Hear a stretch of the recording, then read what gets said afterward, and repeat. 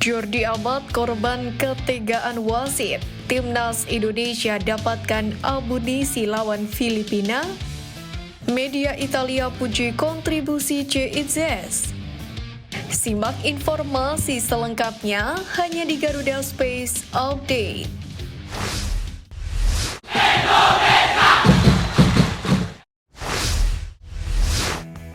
Timnas Indonesia harus mengalami kekalahan 2-0 kala menghadapi Irak pada laga lanjutan kualifikasi Piala Dunia 2026.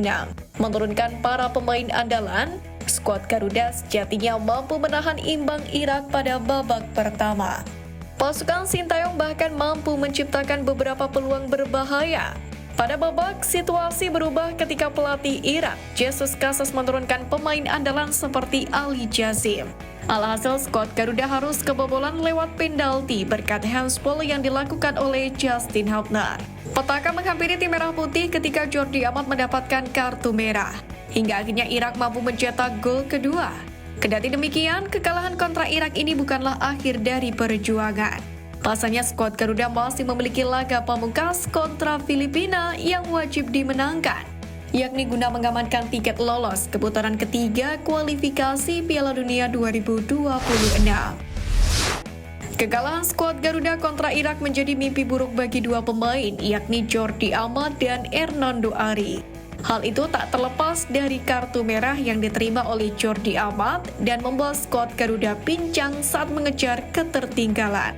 Sejatinya Jordi Amat mampu bermain apik di sepanjang babak pertama. Sorotan khusus juga terjadi pada wasit yang langsung memberikan kartu merah. Padahal opsi kartu kuning masih layak pada kondisi tersebut. Sementara mimpi buruk Hernando Ari tercipta ketika melakukan blunder di depan gawang sendiri. Hal tersebut layak tidak terjadi saat skuad Garuda tengah mengincar satu buah gol. Kendati demikian, apresiasi wajib diberikan kepada para punggawa Garuda yang mana telah berjuang mati-matian. Mental skuad asuhan Sintayong pun wajib terus dipompa mengingat masih memiliki satu laga sisa.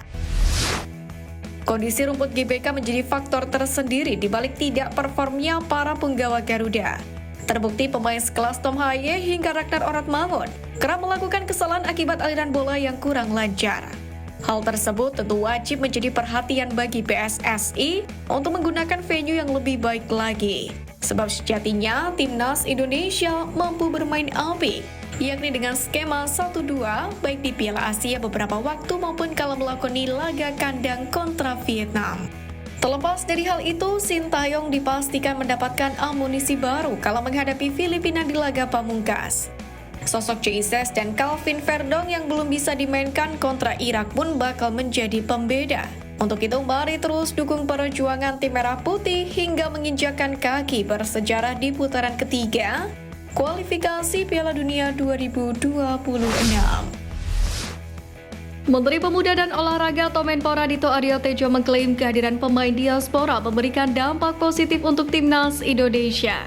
Meski ada beberapa pihak yang tak mendukung adanya pemain diaspora, namun Menpora Dito menegaskan bahwa efek pemain keturunan telah terbukti di Piala Asia 2024 dan Piala Asia U23. Selain itu, kontribusi yang diberikan Rafael Strike dan kawan-kawan juga membawa Timnas Indonesia berpeluang untuk mendapatkan tiket Piala Asia 2027, sekaligus lolos ke putaran ketiga kualifikasi Piala Dunia 2026 zona Asia. Menariknya, Menpora Dito pun menilai pemain diaspora bukan menjadi proyek jangka pendek untuk skuad Garuda, di mana menteri termuda tersebut menegaskan kehadiran pemain keturunan bakal meningkatkan kualitas pemain dan kompetisi di tanah air untuk lebih berprestasi lagi ke depannya. Tak hanya di dalam lapangan, nasionalisme untuk belajar semua tentang Indonesia juga dilakukan para pemain keturunan di luar lapangan. Terbukti para pemain Timnas Indonesia melakukan hal unik ketika menahan sakitnya berendam air es. Mereka menahan rasa sakit dengan menyanyikan lagu Indonesia Raya. Momen ini terlihat dalam video yang dibagikan akun X @YediMiraldi. Terlihat para pemain seperti Sandy Walsh, Tom Haye, Marcelino Ferdinand, hingga Zain Patinama sedang berendam di air es. Perlu diketahui berendam air es tidaklah mudah, apalagi ketika otot sedang tegang pasca pertandingan. Rasanya cukup sakit ketika direndam. Namun Tom Haye CS memiliki cara unik untuk menahan rasa sakitnya itu, yakni dengan bernyanyi Indonesia Raya secara langsung. Kemudian terlihat Calvin Verdong yang masuk untuk menunggu giliran juga ikut menyanyikan Indonesia Raya. Sontak unggahan tersebut mengundang beragam reaksi dari warganet tanah air. Momen menarik soal Marcelino Ferdinand kembali terekam oleh kamera gawai salah satu netizen. Dalam unggahan akun TikTok @gologanti atau konten olahraga, diperlihatkan momen di mana Marcelino meninggalkan Stadion Madia GBK. Dalam keterangan video tersebut, Marcel dikatakan tertinggal naik bus Timnas Indonesia yang mengangkut para pemain dan sebagian official. Oleh karena itulah, Marcelino harus menumpang mobil Sintayong yang memang terpisah dengan para pemain dan staf pelatih lainnya. Sintayong terlihat lebih dulu keluar dari stadion yang diikuti oleh Marcelino di belakangnya. Ex pemain Persebaya itu terlihat cengar-cengir sambil berjalan meninggalkan stadion.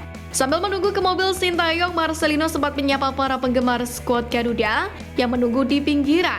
Setelah itu, Marcelino masuk ke dalam mobil Alphard yang mengangkut mereka. Marcelino duduk persis di samping coach Sintayong. Kiprah Jesus usai bersama Venezia FC mendapatkan apresiasi khusus dari media sosial Italia Tutto Venezia Sport, di mana mereka memberikan penilaiannya terhadap performa bek berusia 24 tahun ini sepanjang musim 2023-2024. Menurut Tutto Venezia Sport, pemain yang di Indonesia disapa Bang J itu merupakan sosok sentral yang membuat pertahanan Venezia menjadi kokoh.